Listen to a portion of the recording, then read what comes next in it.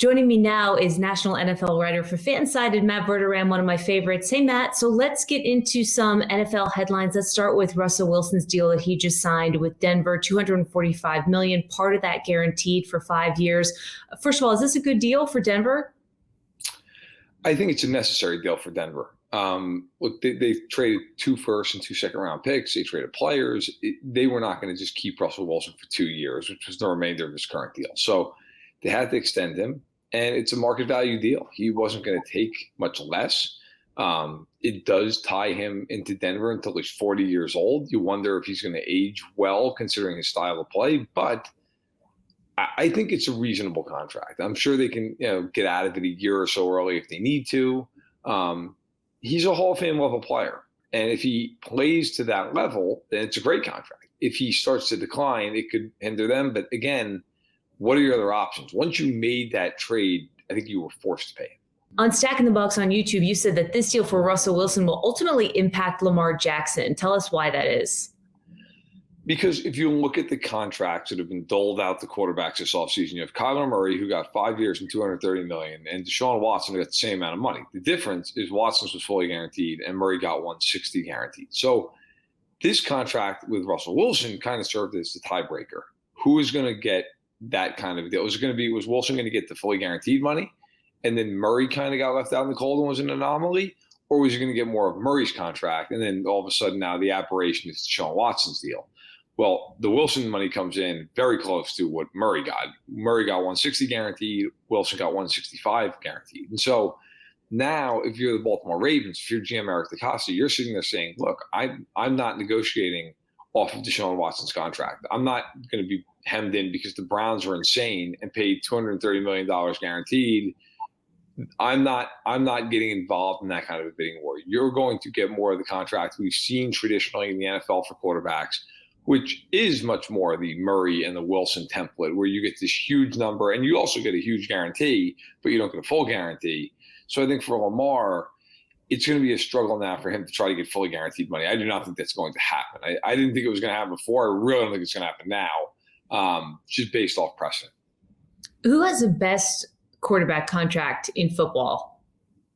Mahomes, Patrick Mahomes. And it's weird because normally you'd say that and it would only impact one side positively and the other side would be feeling the burn. I don't know that that's necessarily true.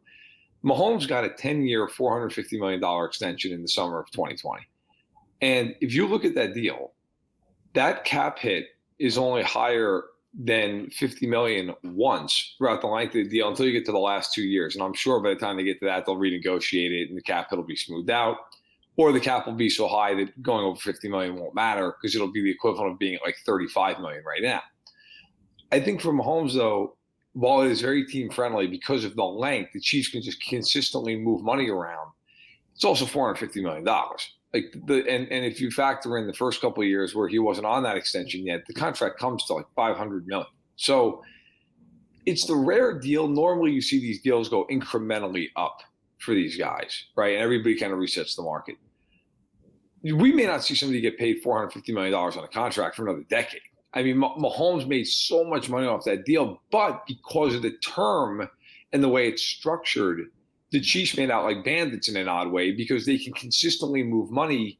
For an example, if they wanted to open up cap space next year, they could just restructure the contract and they save $23 million and they add on a little bit as time goes. So it really does benefit them, but also he makes a generational amount of money. So you've got a cap-friendly deal there. You've got an anomaly with Deshaun Watson's deal where he makes a ton of money. You have Russell Wilson and all these other quarterbacks somewhere in between. How much do you think NFL teams look at what everybody else is doing from the front office, and kind of figure out how they're going to structure their deal so that they could hopefully reap similar benefits? And do the players pay attention? Oh, yeah. Yeah, I think, whenever you're looking at, I'll tell you who's paying attention right now is Cincinnati and Los Angeles because they have Burrow and Herbert, and they know they're going to have to pay these guys next offseason. And I'll tell you more importantly, the players do pay attention. The agents really pay attention. And so I know this offseason I wrote a column. I talked to 3 really prominent agents. And in full disclosure, none of them represented Burrow or Herbert, but I asked them if you did represent Burrow or Herbert, and they had years that were representative of the careers we've seen so far. what would you ask for next year when they become eligible for the first time for an extension? And all three of them separately said, I want $55 million a year.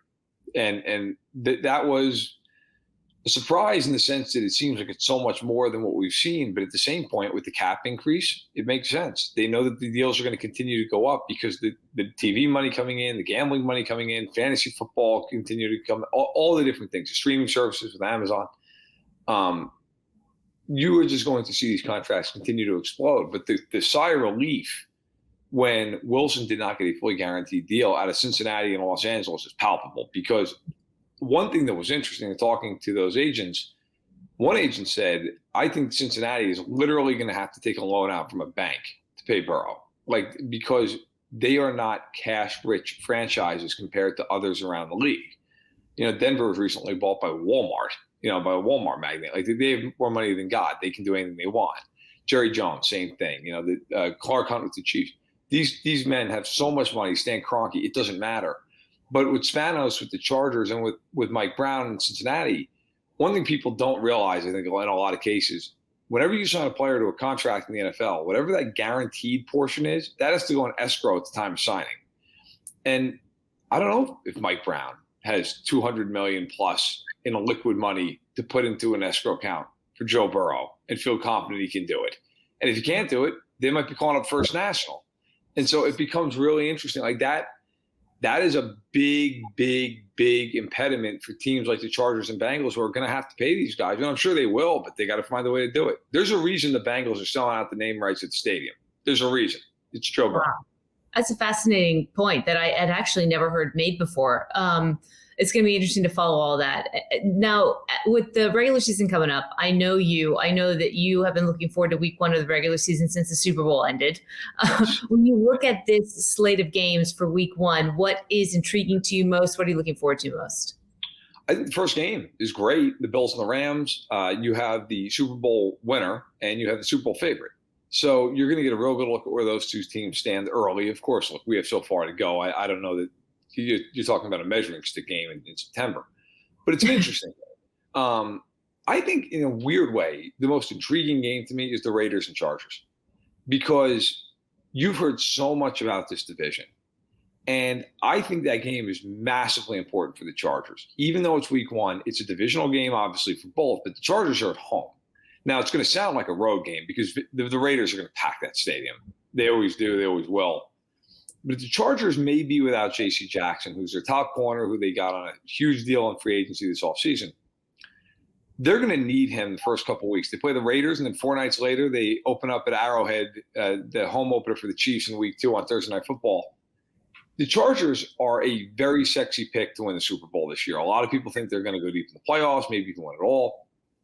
If you lose week 1 to the Raiders, now you're 0-1 in the division. You're a game behind the Raiders, and you got to go play them at their place later down the line.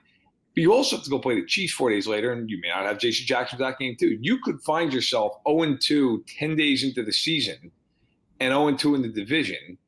And so I think the Chargers, it sounds odd, but I think early on, those are huge games for them. If they walk out with a split, okay, fine. But if they lose to the Raiders, they put themselves in a very tough position. I think it's a really interesting game to see where both teams are at and see who comes out with a very big win early in the season. Matt Verderame, can't wait to cover it all with you when the regular season gets started. I know you'll be all over it. Thanks so much for having us. I'm sorry your Knicks didn't get Donovan Mitchell. Looked like that was going to get across the line, but oh well. They're the Knicks? Yeah. Yeah, but they're the Knicks. Why change now?